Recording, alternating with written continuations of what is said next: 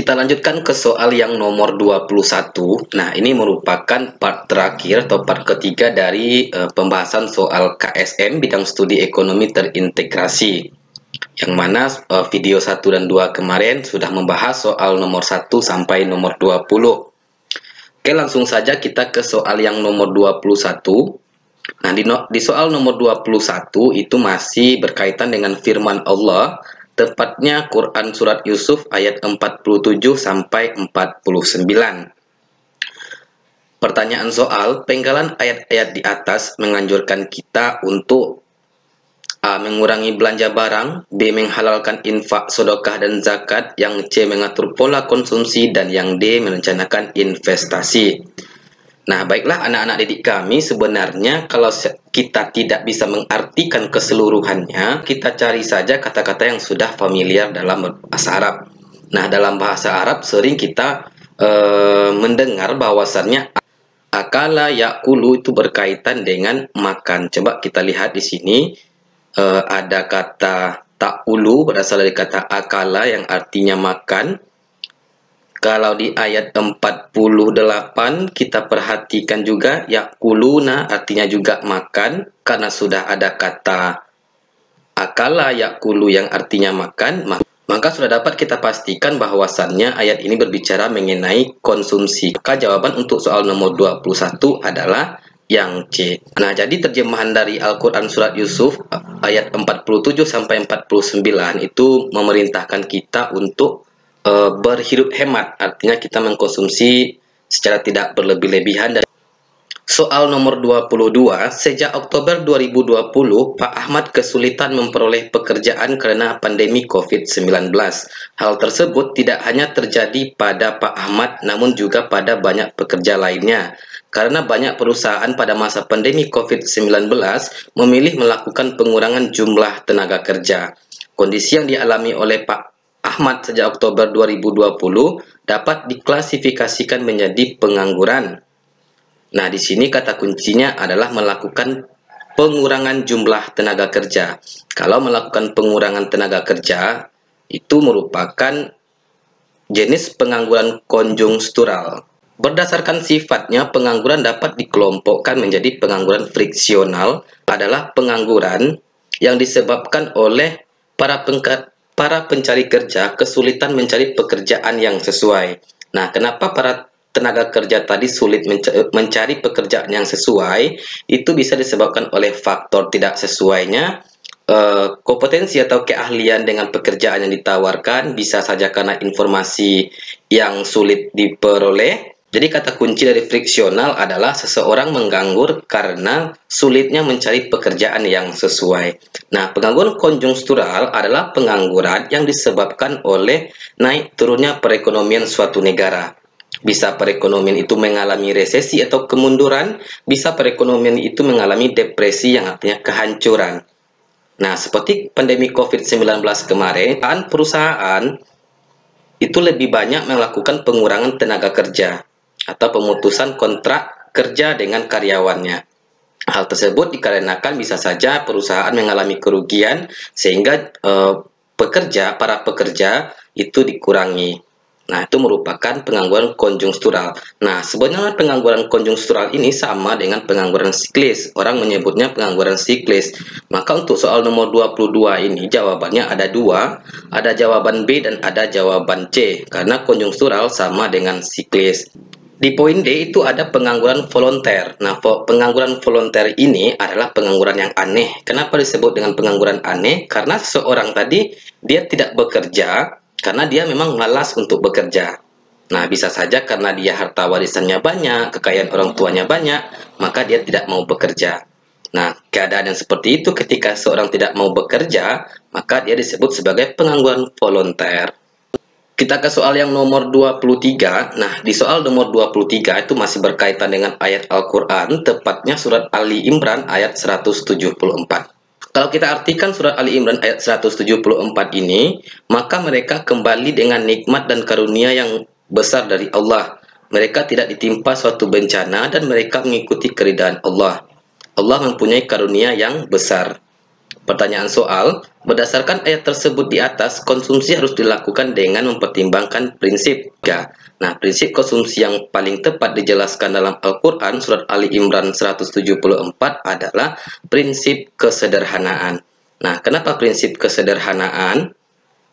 Nah, di sini dijelaskan bahwasannya manusia itu mendapat nikmat karunia dari Allah. Kemudian disambung dengan terjemahan ayat, mereka tidak ditimpa suatu bencana. Artinya kalau manusia tadi mengkonsumsi dengan sifat yang sederhana, maka manusia tidak akan merasakan yang namanya kelaparan, kekurangan sumber daya. Nah, nanti anak-anak didik kami dapat membaca tentang prinsip-prinsip konsumsi dalam Islam yang akan saya lampirkan pada video ini. Ada prinsip keadilan, ada prinsip moralitas, ada prinsip kesederhanaan, dan prinsip keadilan. Nanti dapat dibaca berserta dengan ayat-ayat Al-Quran yang menjelaskan keempat prinsip tadi. Kita ke soal yang nomor 24. Nah, di sini berkaitan dengan sebuah hadis yang kalau kita terjemahkan hadisnya, janganlah kamu menjual sebagian atas penjualan orang lain, dan janganlah pula kamu melamar di atas khitbah saudaramu. Makna yang terkandung dalam hadis tersebut berkaitan dengan, nah, kalau kita perhatikan makna yang terkandung dalam hadis ini pada soal nomor 24, itu lebih tepat dengan etika penawaran bagi penjual. Nah, kenapa etika penawaran bagi penjual? Kita lihat lagi terjemahannya, janganlah kamu menjual sebagian atas penjualan orang lain, dan janganlah pula kamu melamar di atas khitbah saudaramu. Nah, maksudnya seperti ini, ada dua orang si penjual cabai, anggap kita contohkan cabai. Si penjual pertama sudah mendapatkan si pembeli, artinya sudah ada yang membeli cabai si penjual yang pertama, sudah dibungkus, kemudian datang tawaran dari si penjual cabai yang kedua. Nah, bagaimana si konsumen, si pembeli tadi membeli cabai si kedua, kita anggap misalkan dia menurunkan harga cabainya. Nah, supaya si pembeli tadi membeli cabai dia. Nah, ini yang dimaksud dengan makna hadis ini. Janganlah kamu menjual sebagian atas penjualan orang lain. Artinya kita tidak boleh menjual barang kita ketika orang sudah membeli barang orang lain. Nah, seperti itu. Maka ini berkaitan dengan etika penawaran bagi penjual. Ke soal yang nomor 25. Nah, di soal nomor 25, perhatikan surat dalam Al-Quran berikut ini. Nah, ayat Al-Quran yang tidak ada karena mungkin terpotong atau tidak terlampirkan sama si pembuat soal. Pendekatan perhitungan pendapatan nasional berdasarkan ayat tersebut adalah, nah, berdasarkan pengalaman-pengalaman saya sebelumnya, itu untuk pendekatan perhitungan pendapatan nasional itu lebih sering ayat Al-Qur'annya berkaitan dengan pendekatan pengeluaran. Maka menurut anggapan saya si pembuat soal ini mungkin maksudnya pendekatan pengeluaran. Karena pada soal-soal sebelumnya itu sering ayat Al-Qur'an diintegrasikan dengan pendekatan perhitungan pendapatan pengeluaran. Karena memang ayat-ayat tersebutlah yang cocok dengan pendapatan nasional. Misalkan ada kata infakkanlah, keluarkanlah sebagian rezekimu. Nah, biasanya ayat-ayat itu yang cocok untuk pendekatan pendapatan nasional. Nah, kita ke soal yang nomor 26. Perhatikan penggalan ayat di bawah ini. Nah, masih berkaitan dengan ayat Al-Quran. Dialah yang menjadikan bumi untuk kamu yang mudah dijelajahi. Maka jelajahilah di segala penjurunya dan makanlah sebagian dari rezekinya. Nah, berarti ini berkaitan dengan konsumsi karena sudah ada kata makan. Nah, kalau sudah ada kata makan berarti ayat Al-Qur'annya ada kata akala yakulu. Kita cari akala yakulu. Nah, wakulu dan makanlah. Kalau sudah ada kata makan pasti berkaitan dengan konsumsi.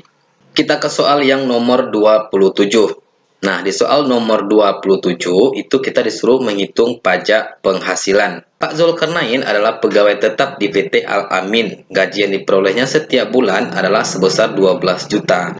Pada tahun berjalan, Pak Zulkarnain mendapat bonus sebesar 8 juta karena kinerja Pak Zulkarnain yang baik.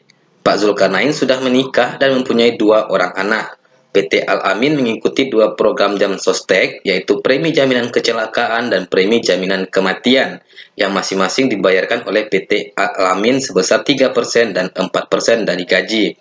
Setiap bulannya, Pak Zulkarnain mempunyai kewajiban untuk membayar iuran wajib, yaitu iuran jaminan hari tua dan iuran pensiun, yang masing-masing sebesar 2% dan 2,5%.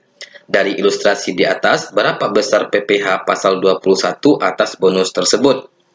Nah, artinya di sini lebih cocoknya bukan bonus, tetapi penghasilan. Nah, untuk menghitung pajak penghasilan, anak-anak didik kami harus menghafalkan rumus, di mana pajak penghasilan PKP dikurangi dengan PTKP dikali dengan tarif pajak. Nah, PKP itu merupakan penghasilan kena pajak. Penghasilan kena pajak itu dibebankan atas penghasilan bersih nantinya. Nah, kalau PTKP itu merupakan potongan pajak yang diberikan oleh pemerintah kepada para pekerja atas penghasilan yang diperolehnya, atau lebih kita sebut dengan diskon yang diberikan oleh pemerintah. Maka sifat PTKP adalah mengurangi. Selanjutnya dikalikan dengan tarif pajak. Nah, tarif pajak ini merupakan ketentuan atau sudah ditetapkan oleh pemerintah, yang mana tarif pajak untuk PPh itu dimulai dari 5% sampai dengan 30%. Begitu juga dengan PTKP, itu sudah menjadi ketetapan pemerintah berapa besar yang diberikannya. Nah, untuk menghitung PPh, langkah pertama kita harus menghitung berapa penghasilan seseorang. Nah, di sini Pak Zulkarnain memperoleh gaji atau penghasilan 1 bulan itu 12 juta. Selanjutnya Pak Zulkarnain juga memperoleh yang namanya premi. Nah, premi itu merupakan biaya yang harus dikeluarkan atas program yang diikuti. Karena program premi ini dibayarkan oleh PT Al-Amin, maka ini dianggap sebagai tambahan pendapatan bagi Pak Zulkarnain. Nah, adapun premi yang diikuti di sini adalah premi jaminan kecelakaan dan premi jaminan kematian yang besarnya 3% dan 4%. Maka untuk premi jaminan kecelakaan 3%, maka nilainya 3% dari 12 juta sama dengan 360. Yang untuk bonus itu tidak kita masukkan ke total penghasilan Pak Muhamin, karena nanti bonus ini tidak diterimanya setiap bulan. Maka nanti di akhir saja kita hitung. Nah, selanjutnya kita hitung berapa pengeluaran Pak Zulkarnain ini. Mempunyai kewajiban, yaitu jaminan hari tua sebesar 2%. Nah, 2% dari 12 juta penghasilannya nilainya 240. Selanjutnya untuk iuran pensiun nilainya itu sebesar 2,5%, yang mana 2,5% dari 12 juta sama dengan 300.000. Maka total pengeluaran Pak Zulkarnain itu sebesar 540.000. Nah, jadi total pendapatan bersih Pak Zulkarnain 1 bulan itu 12.740 dikurangi dengan pengeluarannya 540, 146.400.000. Setelah dapat penghasilan bersih Pak Zulkarnain untuk 1 bulan dan 1 tahun, selanjutnya kita hitung berapa PTKP Pak Zulkarnain. Nah, PTKP itu adalah penghasilan tidak kena pajak atas nilai kekayaan penghasilannya ini. Nah, di sini aturannya untuk PTKP yang diberikan pemerintah, jika seseorang pekerja tadi sudah menikah dan mempunyai 2 anak, nilai 1 bulan itu sebesar 5.400.000. Maka kalau 1 tahun nilainya 67.500.000 rupiah. Setelah diperoleh besarnya PTKP, selanjutnya kita cari PKP. PKP itu penghasilan kena pajak, yang mana penghasilan kena pajak total penghasilan dia 1 tahun dikurangi dengan PTKP. Nah, total penghasilan dia 1 tahun tadi kan 146.400.000 rupiah, dikurangi dengan PTKP 67.500.000, maka PKP-nya 78.900.000. Nah, artinya PKP ini adalah seginilah penghasilan yang dikenakan pajak, yaitu sebesar 78.900.000. Nah, karena Pak Zulkarnain tadi mendapatkan bonus 8 juta, maka total PKP-nya itu 86.900.000. Nah, 78.900.000 ditambah bonusnya 8 juta sama dengan 86.900.000. Nah, selanjutnya kita menghitung berapa tarif pajak yang akan dibayarkan oleh Pak Zulkarnain ini. Karena di sini penghasilan Pak Zulkarnain sebesar 86.900.000, maka Pak Zulkarnain kena pajak 5% sama 15%. Nah, 5% itu untuk penghasilan dia yang nilainya 50 juta, maka 5% dari 50 juta adalah 2.500.000. Selanjutnya 15% dari 36.900.000 itu adalah 5.535.000. Maka PPh terutang yang harus dibayarkan Pak Zulkarnain itu sebesar 8.035.000 per tahun.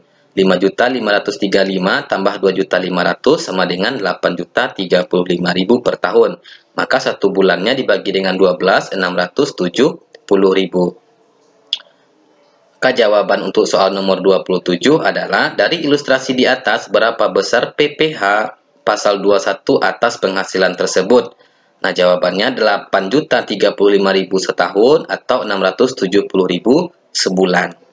Kita ke soal yang nomor 28. Mustaqim Tbk adalah perusahaan manufaktur yang memproduksi pakaian jadi. Pada awal bulan Februari, terdapat barang yang sudah terproses sebanyak 47.000 unit dengan biaya sebesar 23.500.000. Barang tersebut kemudian dikirim ke gudang untuk proses finishing. 5.000 unit dari barang yang dikirim ke gudang merupakan biaya konversi dengan persentase konversi sebesar 40%. Rincian biaya yang dikeluarkan untuk memproduksi barang tersebut adalah sebagai berikut. Biaya tenaga kerja 6.600.000, biaya overhead pabrik sebesar 3.960.000. Pertanyaan soal, berapa total biaya produksi yang dikeluarkan PT Mustaqim Tbk untuk menyelesaikan produk tersebut? Nah, baik di sini kita disuruh menghitung berapa besarnya biaya total atau total cost dari PT Mustaqim Tbk. Untuk menghitung biaya total, maka biaya tetap ditambah dengan biaya variabel. FC biaya tetap singkatan dari fixed cost dan VC merupakan biaya variabel singkatan dari variable cost. Nah, fixed cost atau biaya tetap merupakan biaya yang tidak mempengaruhi Q, artinya nilainya sebesar itu tetap dikeluarkan selama berproduksi. Sedangkan biaya variabel atau variable cost disingkat dengan FC merupakan biaya yang mempengaruhi Q, artinya besar kecilnya biaya variabel tergantung berapa Q yang dihasilkan. Kita perhatikan pada soal, di sini ada biaya bahan baku, biaya untuk memproduksi 47.000 unit sebesar 23.500.000, maka biaya bahan baku merupakan biaya variabel. Di sini ada 5.000 unit dikonversi dengan persentase konversi sebesar 40% dengan biayanya sebesar 6.600.000 sama 3.960.000 untuk biaya tenaga kerja dan untuk biaya overhead pabrik. Nah, biaya overhead itu adalah biaya tambahan, artinya biaya overhead ini tidak masuk kepada biaya bahan baku. Misalkan ketika si Mustaqim Tbk ini melakukan finishing di halaman orang, maka dia harus menyewa halaman tadi atau pabrik sebesar 3.960.000. Nah, maka dapat disimpulkan biaya overhead ini adalah biaya tambahan di luar bahan baku memproduksi barang tersebut. Nah, biaya overhead ini merupakan biaya variabel. Sedangkan biaya tenaga kerja, nah biaya tenaga kerja ini bisa dia berupa biaya tetap ataupun biaya variabel. Kalau biaya tenaga kerjanya ini harian, maka dia masuk ke dalam biaya variabel. Biaya tenaga kerjanya tahunan, maka dia masuk kepada biaya tetap. Nah, di sini biaya variabelnya yang pertama ada biaya bahan baku 23.500.000, kemudian biaya overhead 3.960.000. Nah, kalau kita masukkan ini sebagai biaya tetap, maka nilainya 6.600.000, atau kalau kita masukkan dia ke biaya variabel, nilainya pun tetap sama. Maka biaya tetapnya nggak ada, bernilai 0. Maka kita total, seluruhnya biaya yang dikeluarkan PT Mustaqim Tbk itu sebesar Rp34.060.000. Kita ke soal yang nomor 29. Pak Imam adalah seorang produsen kerupuk di Kota Malang. Kerupuk yang diproduksinya oleh Pak Imam didistribusikan ke warung-warung makanan di sekitar tempat ia tinggal.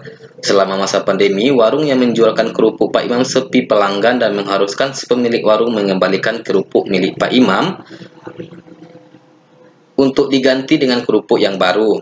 Karena hal tersebut dianggap merugikan Pak Imam, pemilik warung memberikan saran kepada Pak Imam untuk mencurangi konsumen dengan mencampurkan plastik pada saat proses penggorengan kerupuk agar kerupuk yang dihasilkan lebih renyah dan tahan lama. Karena Pak Imam adalah orang yang taat beragama, maka ia menolak saran pemilik warung tersebut dan memilih untuk berjualan secara jujur walaupun mendapatkan laba yang sedikit. Ilustrasi tersebut sesuai dengan prinsip produksi, yaitu, nah di sini sudah ada jujur, maka prinsip produksi di sini adalah prinsip kejujuran. kejujuran. Nah, ada beberapa prinsip dalam etika bisnis.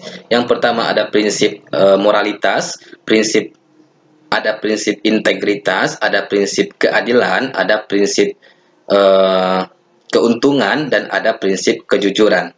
Nah, karena di sini Pak Imam berlaku jujur, maka dia masuk kepada prinsip kejujuran dalam etika bisnis. Oke, kita ke soal yang terakhir, nomor 30. Transaksi sepeda gunung merek Police California 1,027,5. Nah, ini mereknya dengan harga sebesar 3.500.000 dengan jumlah yang terjual sebanyak 250 unit, kecepatan peredaran uang sebanyak 40 kali. Jika produksi sepeda gunung merek Police California meningkat 10%, maka jumlah uang yang beredar dalam transaksi tersebut adalah. Nah, ini berkaitan dengan teorinya Irving Fisher tentang jumlah uang yang beredar. Nah, untuk menghitung kecepatan peredaran uang menurut teorinya Irving Fisher, M dikali V sama dengan P dikali T. Nah, M ini merupakan jumlah uang yang beredar, V ini velocity atau kecepatan peredaran uang, P ini merupakan harga, dan T ini merupakan unit barang yang dihasilkan atau yang terjual. Nah, pada soal diketahui harga sepeda Police California yaitu 3.500.000. T ini merupakan jumlah barang. Nah, jumlah barang yang terjual sebanyak 250, kemudian meningkat 10%. 10% dari 250 sama dengan 25, maka T-nya jumlah barang yang terjual 275. V ini kecepatan peredaran uang atau velocity. Velocity-nya itu 40 kali. Ditanya jumlah uang yang beredar atau M. Nah, kita ke penyelesaian. Karena M belum diketahui atau yang akan kita hitung, maka M dikali dengan V. V-nya sama dengan 40, sama dengan 3.500.000 merupakan harga, dikali 275 T. 275 merupakan T atau jumlah barang yang terjual. Nah, M dikali 40 sama dengan 40M. 3.500.000 dikalikan dengan 275 sama dengan 962.500.000 rupiah. Maka M sama dengan 962.500.000 dengan 4 sama dengan 24.062.500 rupiah. Sampai di sini penjelasan soal KSM tahun 2021. Mudah-mudahan anak-anak didik kami dapat menjawab soal di perlombaan pekan mendatang. Jangan lupa teruslah membahas soal-soal yang lain. Semoga Anda semua berhasil. Oke, Assalamualaikum warahmatullahi wabarakatuh.